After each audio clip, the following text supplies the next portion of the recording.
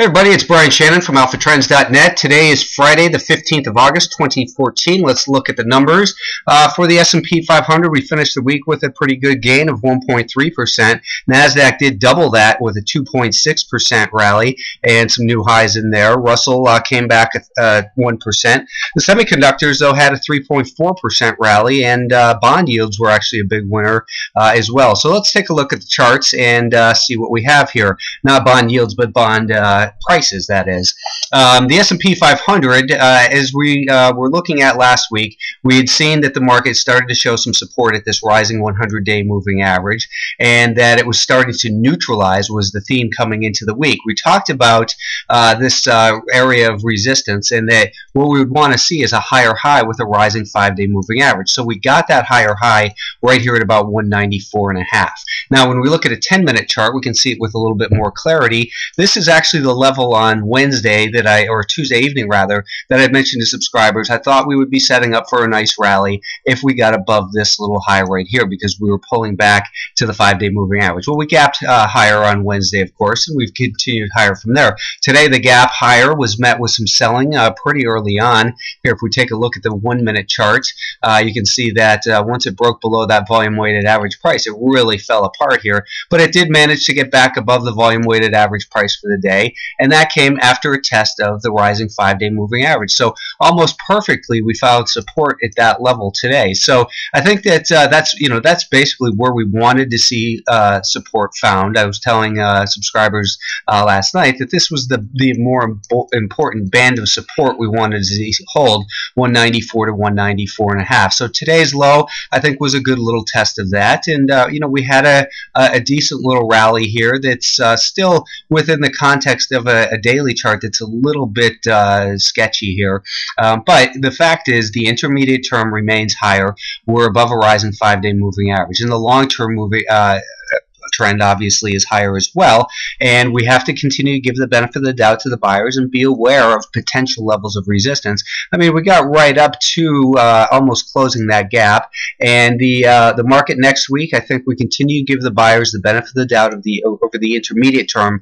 As long as we remain above 194, then I think we can either correct a little bit through time or then continue to move higher from here. The NASDAQ, as I mentioned, had made a new high today, and this is actually a new closing high as well. So this market found support, obviously, at that rising 50-day moving average. And as we mentioned, the first test of the 50-day moving average wasn't the area to buy. But what we were looking for was a rally up towards this area here to create a right shoulder, and that's what we saw was the formation of this inverted head and shoulders pattern. We were calling it a double-headed head and shoulders pattern. The height of that is from 94 to 95.5, measured conservatively.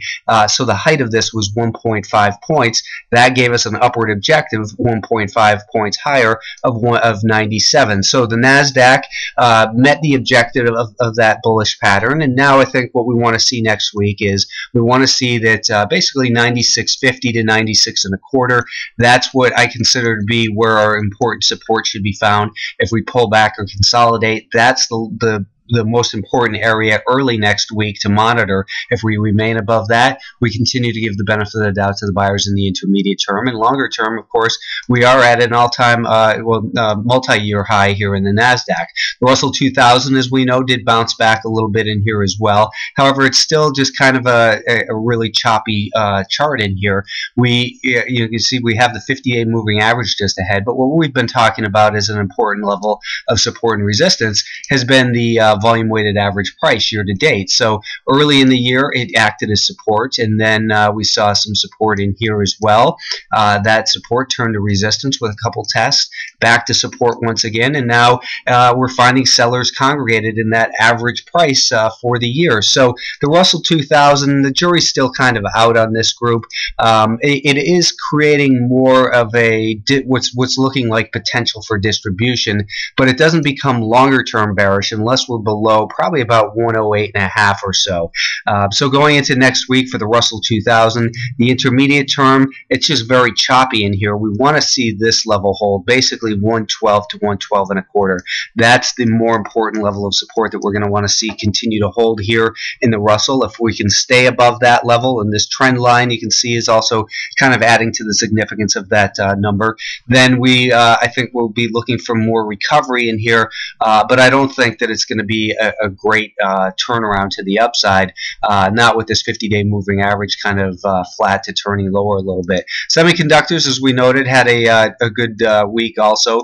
The semiconductors were up 3.4% this week. So again, they've been in the strongest bullish trend really the last year and a half, 2 years, and now that uptrend is continuing to accelerate after a pullback here of a couple weeks. So we saw the pullback, we saw the 50-day moving average, we're back above that, and what we saw in here for the important level was 49 and a quarter, and kind of the same type of thing that we saw a little bit of if you squint, I guess you could call it a inverted head and shoulders pattern. But the more important thing to recognize was that the resistance that we had been seeing set up at 49.20 to 49.30, that resistance was broken, and we continue to ramp higher from there. So next week, this is what we're going to want to see hold as our more important level, really 49.15 to 49.25. That's what I would consider. If we can stay above that, then the buyers are still in control over the intermediate term. Obviously, these numbers change come Wednesday, Thursday of next week, or Tuesday, but that's part of having a dynamic market plan, and that's why I review these levels every single day for subscribers. The financials, this market I was a little bit more neutral on. We had seen that we came close to touching the volume weighted average price year to date as a potential level of support in there, and that when we look at the 30-minute time frame, we did break resistance there at 22.40. That was our more important level that we had been watching coming into the week. So it broke that and moved higher. But now this is why I didn't really think it was the better trend trade opportunity for the week, because we had this prior support, which was the potential to become, and in fact did become, resistance here. So going into next week, I think 22.40, as long as we remain above that, the intermediate term trend is innocent till proven guilty. But it's just not anything to be excited about here, because we're kind of back into a range. So I don't like I don't think there's a lot of opportunity there.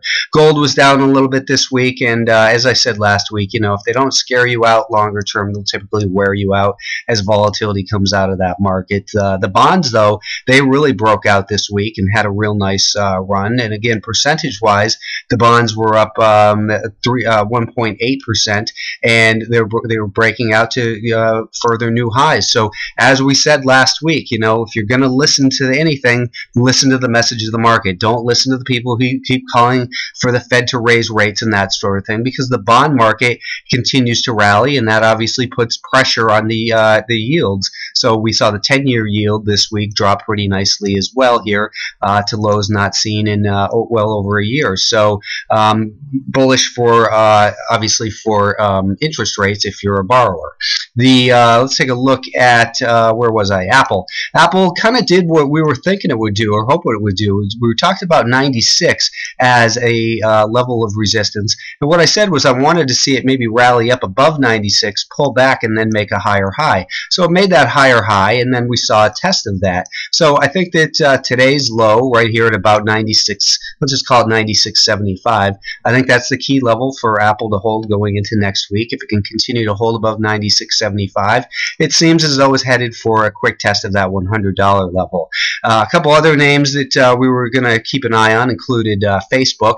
I thought back above $44 a share that I'm sorry, $74 a share rather, that the stock could get going, and it really was kind of choppy in there. We got stopped out today right in this level as it made that low. So it was a small loss, but it's still, it's a loss. Nobody likes taking them, but for now it looks like the stock tried to break out. It came back in today, so we're out for now, but I would say continue to monitor this stock next week. The absolute worst case stop, if you're involved in it, I think would be below the low since the earnings came out, so down about $71.50.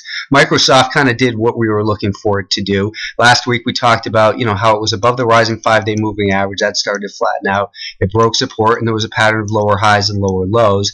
And then we spoke about the high, this high right here, saying that now the stock was back above the 5-day moving average. The 5-day moving average was flattening out.